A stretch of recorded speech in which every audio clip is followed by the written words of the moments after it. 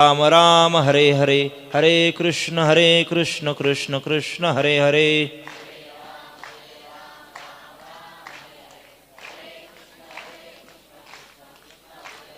हरे राम राम राम हरे हरे, हरे कृष्ण कृष्ण कृष्ण हरे हरे।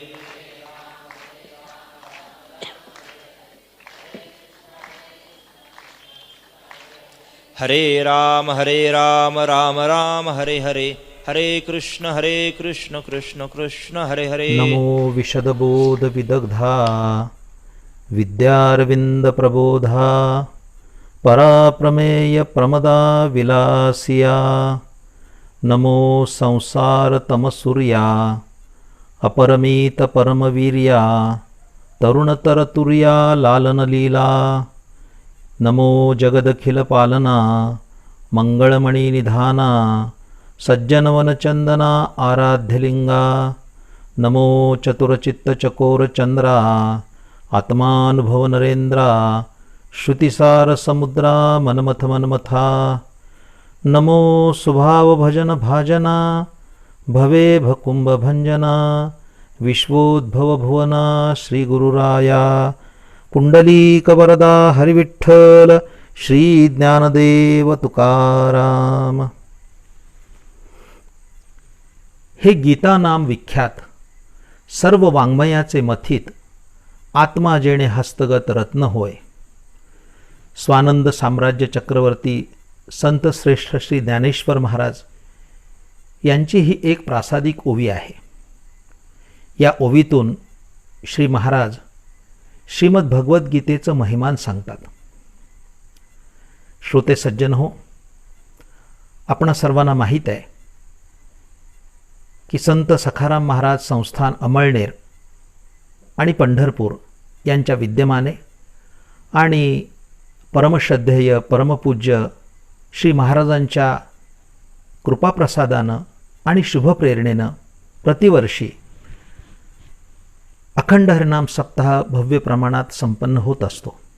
त्या अंतर्गत ग्रंथराज श्री ज्ञानेश्वरीचं पारायण, जगद्गुरू संत तुकाराम महाराजांच्या अभंगगाथेचं पारायण, समर्थांच्या दासबोधाचं पारायण भव्य प्रमाणात संपन्न होत असतं। यावर्षी मात्र गेली वर्षभर आपणा सर्वांना ठाऊक आहे की कोरोना विषाणूच्या प्रादुर्भावानं संपूर्ण जगभरावर महामारीचं हे संकट आलेलं आहे। अद्यापही तो प्रादुर्भाव कमी झालेला नाही।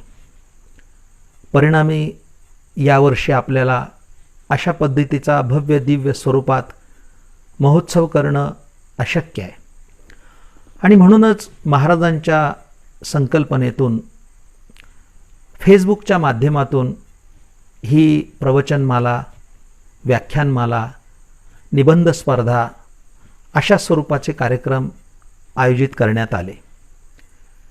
त्या अंतर्गत आजची एकादशीची ही प्रवचन सेवा माझ्याकडे आली, हे मी माझं परमभाग्य समजतो। माझ्याकडे जो विषय आलेला आहे तो श्रीमद भगवद्गीता असा आहे।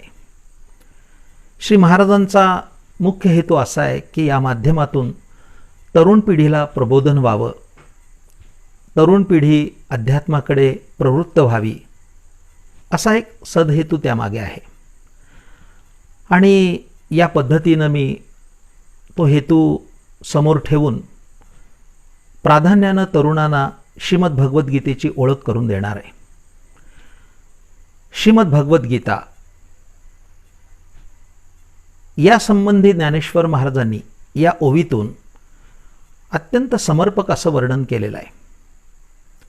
आपल्याला प्रचंड मोठी वाङ्मय संपदा लाभलेली आहे, प्रचंड मोठी ग्रंथ संपदा आपल्याकडे आहे। त्यामध्ये वेद, उपनिषद, 18 पुराणं, 6 शास्त्र, त्याचबरोबर रामायण, महाभारत ही महाकाव्य, एवढी मोठी प्रचंड ग्रंथसंपदा आपल्यासमोर आहे।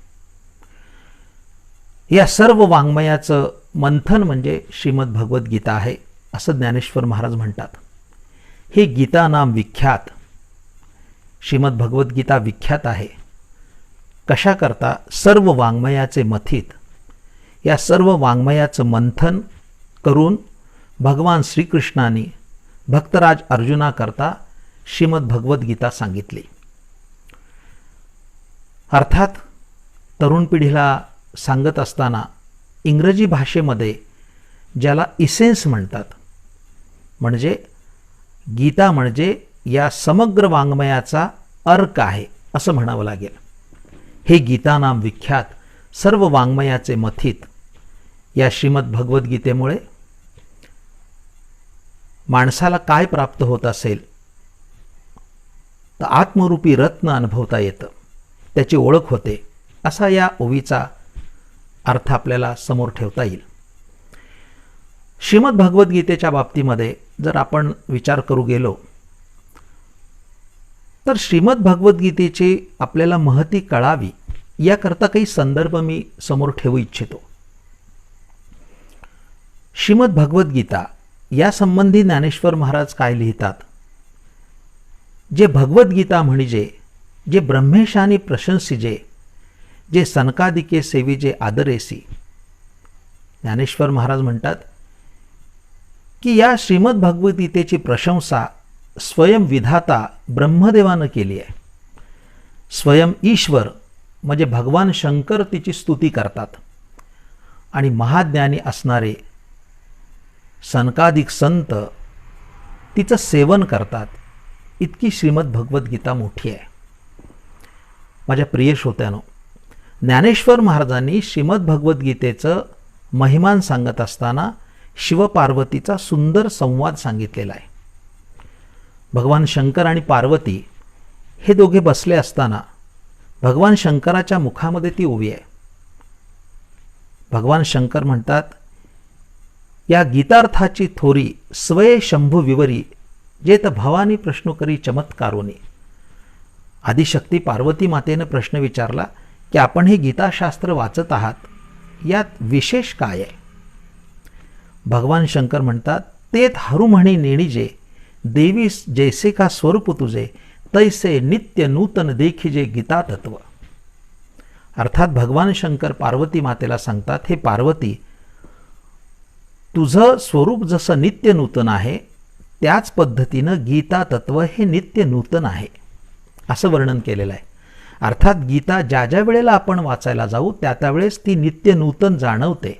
त्यातून नवीन नवीन अर्थ आपल्याला समजतात, अर्थ उदयाला येतात, असा अनेक लोकांचा अनुभव आहे. या श्रीमद भगवद्गीतेवर भगवत पूज्यपाद आचार्यांनी गीता भाष्य केलं. वारकरी संप्रदायाचा पाया ज्यांनी रचला त्या संत श्रेष्ठ ज्ञानेश्वर महाराजांनी याच गीतेवर टीका केली. भावार्थ दीपिका असं तिचं नाव आहे आणि सकल संतांनी तिचा ज्ञानेश्वरी म्हणून गौरव केला. हे वाङ्मय सारं संस्कृतात होतं, पण ते आबाल सुबोध व्हावं पण संस्कृताची गाठी उघडून ज्ञानदृष्टी केलीसे मराठी गीता देवी. ज्ञानेश्वर महाराजांनी श्रीमद भगवद्गीता मराठी केली आणि गीतेवर देशिकार लेणं चढवलं. तिरे संस्कृताची गहने तोडून या मराठी या शब्द सोपाने, रचली धर्मनिधाने श्रीनिवृत्ती देवे. गीतेचं मराठीकरण झालं, ती आबाल सुबोध झाली. थोर राष्ट्रभक्त लोकमान्य टिळकांनी मंडालेच्या कारावासामध्ये श्रीमद भगवद्गीतेवर गीता रहस्य नावाचा प्रचंड मोठा ग्रंथ निर्माण केला. सज्जन हो, देशभक्त विनोबाजींनी आपल्या आईला श्रीमद भगवद्गीता कळावी म्हणून त्याचं मराठी भाषांतर केलं आणि त्याचं नावच गीताई ठेवलं. अशा पद्धतीनं या महापुरुषांनी गीतेचं महिमान गायलं आहे. लोकांपर्यंत गीतेचं तत्त्वज्ञान जावं याकरता हा प्रयास केलेला आहे. मी हे संदर्भ आपल्यासाठी एवढ्याकरता ठेवले की सगळ्या तरुण पिढीने श्रीमद भगवद्गीता काय, ज्ञानेश्वरी काय या ग्रंथाकडे प्रवृत्त झालं पाहिजे.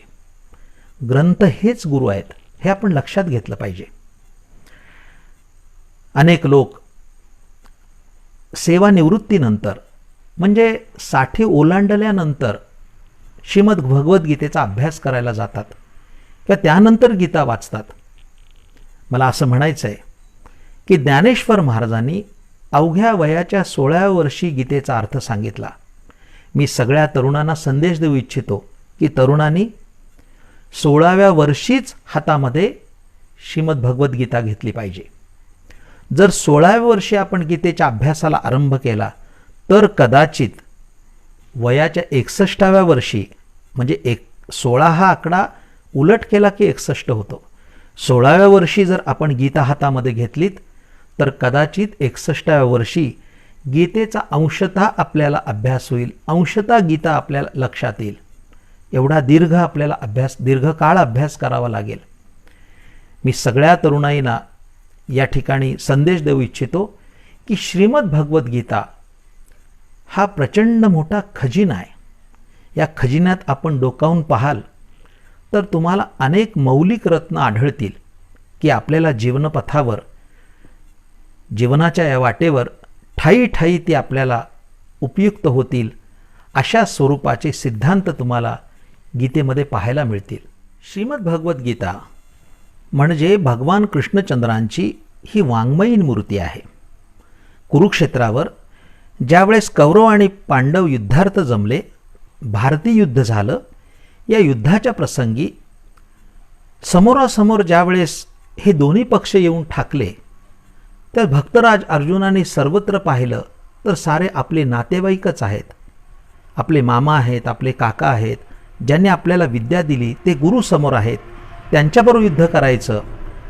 या विचारानं त्याच्या अंतःकरणामध्ये विषाद निर्माण झाला. तो विषाद घालवण्यासाठी, अर्जुनाच्या अंतःकरणात निर्माण झालेला मोह घालवण्यासाठी भगवान श्रीकृष्णाने अर्जुनाला श्रीमद भगवद्गीता सांगितली. अर्जुन हे निमित्त आहे.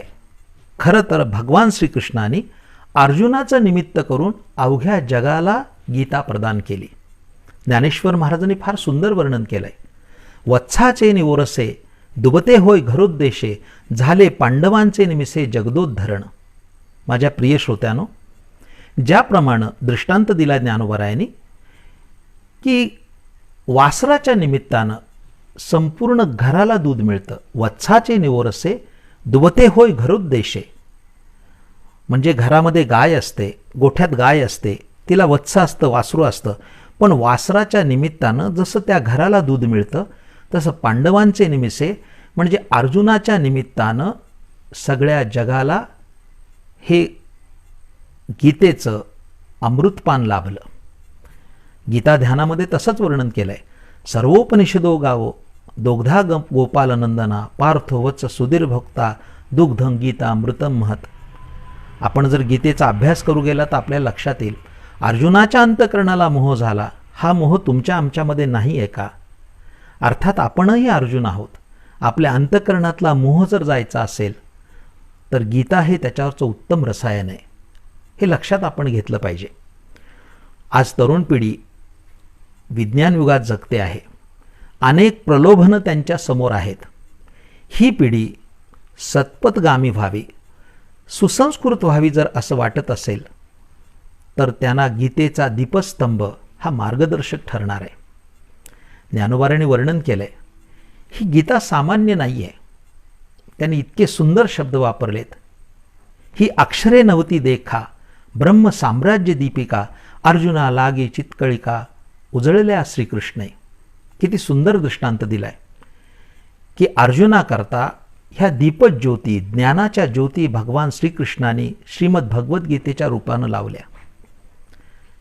आज तरुणाईला जर आपल्या जीवनाची वाटचाल करावी असं वाटत असेल वा या वाटचालीच्या दरम्यान हे दीपस्तंभ आहेत आपल्याला, या दिव्याच्या प्रकाशात, या ज्ञानज्योतीच्या प्रकाशात आम्ही आमच्या जीवनाची वाटचाल करू शकतो. श्रीमद भगवद्गीता हे एक अद्भुत रसायन आहे. हे मी आपल्याशी बोलून आलो. आपण जर श्रीमद भगवद्गीतेमध्ये बुडी द्याल तर तुम्हाला सुंदर सुंदर रत्न आढळतील. ही जी गीता आहे याची ओळख जर आपण करून घ्यायची झाली तर श्रीमद भगवद्गीतेला एकूण 700 श्लोक आहेत. अत्यंत छोटे काही ग्रंथ, प्रचंड मोठं वाङ्मय आहे. त्या वाङ्मयाचा अर्क पहिली ओवी उद्धृत केल्याप्रमाणे अवघ्या 700 श्लोकांचा हा ग्रंथ आहे. ज्ञानेश्वर महाराजांनी तर तिला सप्तशती म्हटलंय. गीता हे सप्तशती मंत्र प्रतिपाद्य भगवती.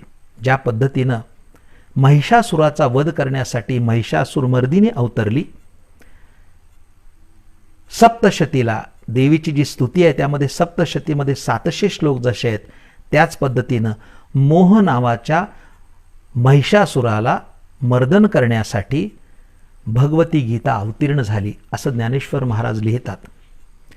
आपल्या अंतःकरणातला मोह घालवायचा असेल तर आपल्याला गीता वाचली पाहिजे. या गीतेमध्ये एकूण 4 लोक आहेत. राजा धृतराष्ट्र आहे, त्याचा प्रधान संजय आहे, भगवान श्रीकृष्ण आहेत आणि भक्तराज अर्जुन आहे. त्यांचा हा संवाद म्हणजे गीता आहे. या गीतेचा आरंभ धृतराष्ट्राच्या मुखातून होतोय. धृतराष्ट्राच्या पहिल्या श्लोकानं होतोय. धर्मक्षेत्रे कुरुक्षेत्रे समवेता युत्सव. आणि याचा समारोप जो आहे तो संजयातल्या मुखातल्या श्लोकानं आहे. यत्र योगेश्वर कृष्णो यत्र पार्थो धनुर्धरा तत्र श्री विजयोर्भूती ध्रुवा नीतिर्मतिर्मम. हा जो श्लोक आहे याचा जर अभ्यास आपण केला तर या गीतेचा आरंभ पहिल्या श्लोकामध्ये पहिलं अक्षर ध आहे आणि शेवटच्या श्लोकाचं अक्षर म आहे. म्हणजे धर्म जर आपल्याला अभ्यासायचा असेल तर या श्लोकांचा विचार करताना हेच एकूण 700 श्लोक आहेत. या धर्मनीतीचा हा ऐकावा व्यवहार निवरिले सार असार आहे असं तुकोबाराय वर्णन करतात. याच्यामध्ये धर्म आहे, यामध्ये नीती आहे, सारासार विचार आहे, असं हे गीतेचं साधारण स्वरूप आहे. मी आपल्याला सांगेन की गीता आम्हाला काय शिकवते असा जर प्रश्न आला तर मी उलटा प्रश्न विचारेन, गीता आम्हाला काय शिकवत नाही असा प्रश्न विचारावा लागेल. गीता हे आपल्याला समग्र ज्ञान देते, हे लक्षात ठेवा. गीतेचा प्रत्येक श्लोक आम्हाला काहीतरी देऊन जातो. या 700 श्लोकाचा जर आपण विचार केला तर वेगवेगळे सिद्धांत भगवान कृष्णचंद्रांनी मांडलेले आहेत. गीता ही कांडत्रय रूपिणी आहेत. यामध्ये कर्म, ज्ञान आणि उपासना यांचा त्रिवेणी संगम आहे. गीता आम्हाला कर्म शिकवते, गीता आम्हाला ज्ञानयोग शिकवते आणि गीता आम्हाला भक्तीचं प्रतिपादन शिकवते, भक्ती प्रतिपादिते. असं गीतेचं हे साधारण स्वरूप आहे, हे लक्षात घ्या.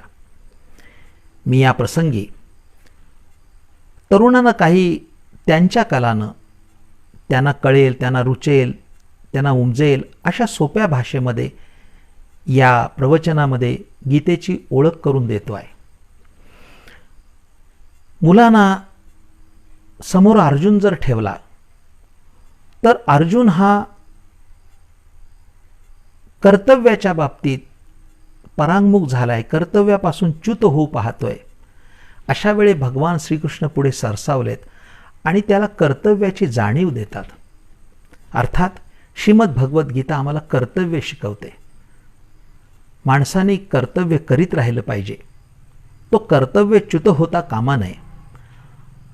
म्हणून तरुणाईनं आपल्या उमेदीच्या काळामध्ये आपल्यासमोर गीता आदर्शभूत ठेवली पाहिजे आणि गीतेच्या आदर्शानुसार आपण कर्तव्यपरायण राहिलं पाहिजे. गीता कर्माचा सिद्धांत सांगते. कर्मण्ये वाधिकारस्ते मा फलेषु कदाचन. हे आम्हाला गीतेने शिकवलंय. कर्मफलाची कोणतीही अपेक्षा न करता आम्ही कर्म करीत राहिलं पाहिजे, अर्थात ती सत्कर्म करीत राहिलं पाहिजे. ज्ञानेश्वर महाराज याचं सुंदर वर्णन या कर्मयोगात सुद्धा करतात. अशा पद्धतीची गीता आम्हाला कर्म शिकवते. गीता आम्हाला ज्ञान देते, बरवं ज्ञान देते, हे लक्षात घ्या. मनुष्य हा ज्ञानोपासक आहे. एखाद्या व्यक्तीकडे ज्ञान नसेल तर तो माणूस पशुसमान आहे, लक्षात ठेवा. आहार, निद्रा, भय, मैथून हे सर्व योनीस समसमान. भगवंतानी आहार, निद्रा, भय आणि मैथून हे सर्व योनीला समसमान दिलंय, पण मनुष्य ठाई ज्ञान दिलंय. हे ज्ञान देण्याचं काम आम्हाला श्रीमद भगवद्गीता करते, हे लक्षात घ्या. भक्तीच्या संबंधानं विचार मांडायचा झाला तर एकनाथ महाराज असंच वर्णन करतात. भक्तिवीण पशु कशासी वाढला, सटवीने नेला कैसा नाही. याचा अर्थ भक्तिहीन मनुष्यसुद्धा पशु समान आहे, हे लक्षात घ्या. मानवी जीवनामध्ये भक्ती असणं आवश्यक आहे. ज्ञानोबाराय वर्णन करतात, माझी हे भक्तिवीण जळो ते जियाले पण, अगा पृथ्वीवरी पाषाण नसती काही. एकनाथ महाराजांनी तर पशुची उपमा दिली, पण ज्ञानेश्वर महाराज म्हणतात की भक्तिहीन मनुष्य हा दगडासारखा आहे. तुकाराम महाराज सुद्धा तसंच म्हणतात, आता उघडी डोळे जरी अद्यापी न कळे, तरी मातेचे आखोळे दगड आला पोटासी. असंच वर्णन तुकाराम महाराजांनी केलं आहे. म्हणून मानवी जीवनामध्ये भक्ती असणं गरजेचं आहे. ही कर्म, ज्ञान, भक्ती आम्हाला श्रीमद भगवद्गीता शिकवते. गीतेकडनं आपण ह्या तीनही गोष्टी शिकल्या पाहिजेत. श्रीमद भगवद्गीता हे एक शास्त्र आहे, पण ते केवळ बोलण्याचं शास्त्र नाही. माझ्या प्रिय श्रोत्यानो, आपण सगळे संसाराला आलेले आहोत. संसार म्हणजे हा आपण घर, दार, गाडी, बंगला, मोटार, बायको, मुलं, हा संसार नाही. तर जन्माला येणं, पुन्हा पुन्हा मरणं, पुन्हा पुन्हा जन्माला येणं, यालाच आचार्य संसार म्हणतात. पुनरपि जननम पुनरपि मरणम पुनरपि जननी जठरे शयनम इह संसारे खलु दुस्तारे, असं वर्णन केलेलं आहे. म्हणजे या संसारात आपण आल्यानंतर हे संसार नावाचं आपण युद्ध जर आरंभलं असेल, तर या युद्धात जिंकायचं असेल. सगळ्या तरुणाईला माझा संदेश आहे, आपण या संसारामध्ये यशस्वी व्हायचं असेल, आपण भले तो व्यावहारिक संसार असो, नाही तर आध्यात्मिक असो, किंवा पुनरपि जननम पुनरपि मरणम हा संसार असो, या संसाराच्या युद्धामध्ये आम्हाला जिंकायचं असेल, तर गीता हे सर्वोत्तम शस्त्र आहे, असं ज्ञानेश्वर महाराज म्हणतात. हे साचची बोलाचे नवे शास्त्र, संसार जिणे ते शस्त्र. म्हणजे संसारात जिंकण्याचं शस्त्र म्हणजे श्रीमद भगवद्गीता आहे. म्हणजे या संसारामध्ये वाटचाल करत असताना आमच्याजवळ श्रीमद भगवद्गीता असणं गरजेचं आहे. श्रीमद भगवद्गीता, मी आत्ता बोलून आलो की आपल्याला काय शिकवत नाही. गीतेतून आपण शिकलं पाहिजे, आपण कुणाशी मैत्र केलं पाहिजे. मी मुलांकरता जे बोलतोय की आज हा एक महत्त्वाचा मुद्दा मला प्रतिपादन करायचा आहे. सगळ्या तरुणाईला माझं सांगणं आहे की अनेक बाबतीमध्ये आपण परतंत्र आहोत. अगदी थोडक्या शब्दात मी आपल्या पुढे मांडतोय की आपली आई कोण असावी या बाबतीत आपण परतंत्र आहोत. आपले वडील कोण असावेत या बाबतीत आपण परतंत्र आहोत. आपले भाऊ बहीण कोण असावेत या बाबतीत आपण परतंत्र आहोत. अगदी दाखले द्यायचे झाले तर आई कोण असावी याचं स्वातंत्र्य असतं, तर भरतानी कैकई स्वीकारलीच नसते. वडील कोण असावेत याचं स्वातंत्र्य असतं, तर प्रल्हादानं हिरण्यकश्यपाला स्वीकारलंच नसतं. भाऊ बहीण कोण असावेत हे ठरवण्याचं स्वातंत्र्य असतं, तर बिभीषणासारख्या भक्तराजाने रावण कुंभकर्ण आणि मूर्ख शूर्पणखा बहीण स्वीकारली नसते. या बाबतीत आपण परतंत्र आहोत. पण एका बाबतीत आपल्याला पूर्ण स्वातंत्र्य आहे, आपला मित्र कोण असावा हे ठरवण्याचं पूर्ण स्वातंत्र्य आपल्याकडे आहे. आपण गीतेकडे पाहत असताना कृष्णार्जुनासारखी मैत्री आपल्याला पाहायला मिळते. भगवान श्रीकृष्णाच्या प्रती अर्जुनाचं असणारं सख्य आणि श्रीकृष्णाचं असणारं अर्जुनाचं प्रेम हे आपण गीतेतूनच पाहू शकतो. चांगला मित्र जोडायचा असेल, सखा जोडायचा असेल, तर तो भगवान श्रीकृष्णासारखाच असला पाहिजे. यातच आपल्याला पाहायला मिळेल की कोणाचं मैत्र असता कामा नये. दुर्योधन आणि कर्ण याची मैत्री असता कामा नये, ती विनाशालाच जाईल हे लक्षात द्या. दुर्योधनासारखा मित्र अंगराज कर्णाने जोडला आणि त्याचं पानिपत झालं. पण भगवान श्रीकृष्णाला अर्जुनानं सखा मानलं आणि त्याचा विजय झाला. म्हणजे तरुणाईनी लक्षात ठेवलं पाहिजे, भगवान कृष्णचंद्रांसारखा आपल्याला सखा मित्र प्राप्त झाला पाहिजे. गीता आम्हाला प्रेम शिकवते. या मोजक्या वेळामध्ये हे सारं विस्तृत सांगणं मला कठीण आहे, पण तरी मी अत्यंत संक्षिप्त शब्दामध्ये हे सारं मांडतोय. गीता आम्हाला प्रेम शिकवते. आपण 4थ्या अध्यायात जा, ज्ञानेश्वर महाराज काय म्हणतात पहा. या जगदीश्वराचे प्रेम येथ दिसत असे निरूपम, कैसे येणे पार्थे सर्वोत्तम पुण्य केले. किती सुंदर लिहिलंय. भगवान श्रीकृष्णाचं अर्जुनावर असणारं प्रेम ते 6व्या अध्यायात सुद्धा दिसतंय. योगाचं वर्णन करत असताना विपाव अहंभाव याचा जाईल, भगवान तिथं थांबले. कदाचित हा ब्रह्मस्वरूप झाला तर तोंड भुलून बोलीजे का दाटून खेव दिजे, ह्या क्रिया कशा घडणार? भगवंताचं अत्यंत प्रेम अर्जुनावर आहे. हे प्रेम आपण भगवंताचं संपादन करावं हे आम्हाला गीता शिकवते. 12व्या अध्यायात आपण जा, तिथं तुम्हाला भक्ताष्टक दिसेल. गीतेच्या 13व्या अध्यायापासून ते पुढचे 8 श्लोक हे सगळं संतांचं वर्णन आहे, सत्पुरुषांचं वर्णन आहे. तसं पाहिलं तर पहिल्या अध्यायापासून ते शेवटच्या अध्यायापर्यंत सज्जनांचीच ही कथा आहे. ही साधुकथाच आहे एक प्रकारची. अशा अनेक गोष्टी आपल्याला श्रीमद भगवद्गीतेत पाहता येतील. आपल्याला विजयी व्हायचं असेल तर गीतेचा शेवटचा श्लोक आपण अभ्यासू शकता की त्यामध्ये भगवंतांनी काय सांगितलं आहे की जिथं नीती आहे तिथंच विजय प्राप्त होणार आहे. जिथं भगवान श्रीकृष्ण आहे, जिथं अर्जुन आहे, तिथंच विजयश्री माळ घालणार आहे. असे आपल्याला अनेक अनेक सिद्धांत गीतेमध्ये पाहायला मिळतील. या गीतेमध्ये एक अत्यंत चांगला श्लोक आलाय. सर्व धर्मान परित्यज्य मामेकम शरणं व्रज अहं त्वा सर्व पापेभ्यो मोक्षयिष्यामि मा शुचा. ही श्रीमद भगवद्गीता शिकवते. एकविधता आम्हाला भगवद्गीता शिकवते. आपण आपला उद्धार करायचा असेल तर आपण पहा कसा श्लोक दिलाय भगवंतानी. उद्धरेदात्मनात्मानं नात्मान्नमवसादयेत आत्मह्यात्मनो बंधुरात्मय रिपुरात्मनः. भगवान बोलतात तुझा उद्धार तूच करून घे. अरे तूच तुझा मित्र आहेस आणि तूच तुझा शत्रू आहेस. ज्ञानोबा आपल्या अभंगात म्हणतात ना, आपुली आपण करा सोडवण संसार बंधन तोडा वेगी. हे आम्हाला गीतेतून शिकायला मिळेल. हे लक्षात घ्या. आपण गीतेचा आणखीन एक महिमान सांगावं लागेल. जगतातले सगळे ग्रंथ आहेत हे माणसाने जगावं कसं शिकवतात, पण गीतेचं वैशिष्ट्य काय असेल तर गीता माणसाने जगावं कसं हे तर शिकवतेच, पण माणसाचा शेवट कसा असावा, त्याचा मृत्यू कसा असावा हे सुद्धा जीवन शिकवते. हे लक्षात ठेवा. श्रीमद भगवद्गीता जीवन शिकवते आणि श्रीमद भगवद्गीता माणसाचा मृत्यू मंगलमय कसा असेल, तो मंगलमय कसा व्हावा हे शिकवते. अर्थात विना दैन्येन जीवनम अनायासेन मरणम. विना दैन्येन जीवनम अनायासेन मरणम म्हणजे माणसाला दैन्यरहित जगता आलं पाहिजे आणि अनायासानं त्याला का झाकिली घटीचा दिवा नेणो काय झाला केव्हा या रीती जो पांडवा देह ठेवी. आपण दुसऱ्या अध्यायात जा.